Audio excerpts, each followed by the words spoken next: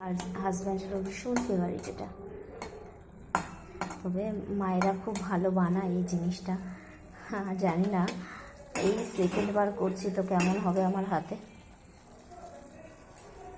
আর একটু ঢেকে দেবো। হ্যাঁ, হয়ে গেছে। এবার যে তেঁতুলের কাইটা করে রেখেছিলাম, এটা কাঁচা তেঁতুলের কাই করে রেখেছিলাম, এই জলটা দিয়ে দেবো।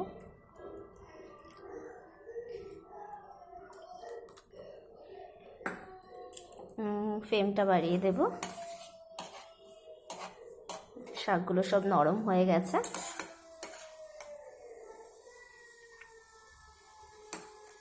এবার একটু ফুটে উঠুক। দেখুন হয়ে গেছে। তো এবার আমি এটা নামিয়ে নেব। কড়াই তেতে গেছে। এবার আর একটু পরিমাণে সাদা তেল দেব।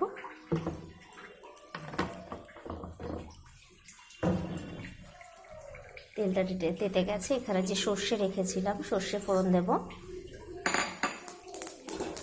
সর্ষেটা ফাটছে, আমি সর্ষেগুলো একটু ফাটিয়ে দেব।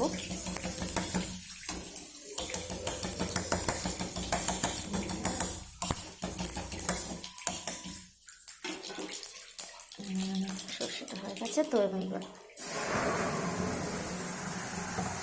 আমি ফোড়নটা দিয়ে দিয়েছি।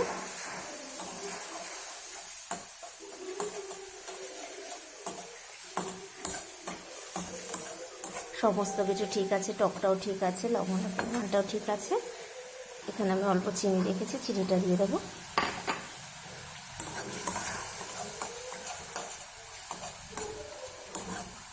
আমার লাল শাকের টক রেডি। তো আমি গ্যাসটা অফ করে দিলাম।